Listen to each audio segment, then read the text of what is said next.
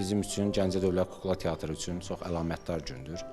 Çünki Azərbaycan mədəniyyəti 2040 konsepsiyası çərçivəsində teatrların bölgələrə qastrol səfərləri çərçivəsində bu günlərim Gəncə Dövlət Kukla Teatrı Naxçıvan Dövlət Kukla Teatrının səhnəsində 3 donuz balası tamaşası ilə çıxış edəcək. Onu da qeyd edim ki, tamaşanın quruluşçu rejissoru, teatrımızın direktoru, Respublikanın əməkdar artisti Fərmail Paşayevdir.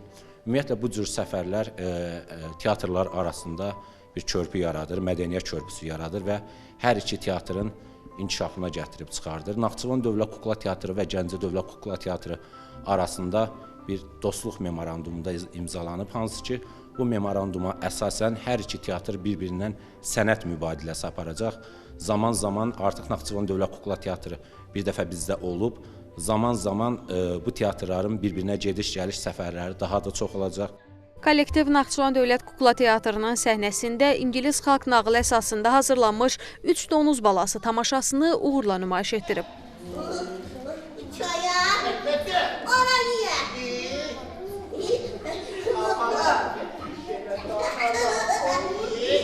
Kardeşlerim, meyveleri yummak lazımdır.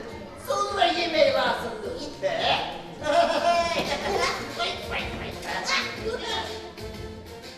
Balaca tamaşaçıların böyük marağına səbəb olan səhnə əsəri alqışlarla qarşılanıb. Bugün zaldakı tamaşaçıların da fikirlərindən, münasibətindən, tamaşaya olan belə deyək, reaksiyasından məlum olur ki, tamaşa olduqca tamaşaçıların xoşuna gəlmişdi.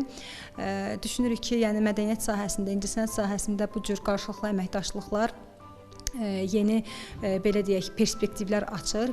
Naxçıvan Dövlət Kukla Teatrının direktoru Səyyad Məmmədov tərəfindən Gəncə Teatrının aktyor heyətinə diplomlar təqdim olunub. Eyni zamanda Gəncə Dövlət Kukla Teatrının baş rejissoru Şamil Məmmədli xatirə hədiyyəsi ilə təltif edilib.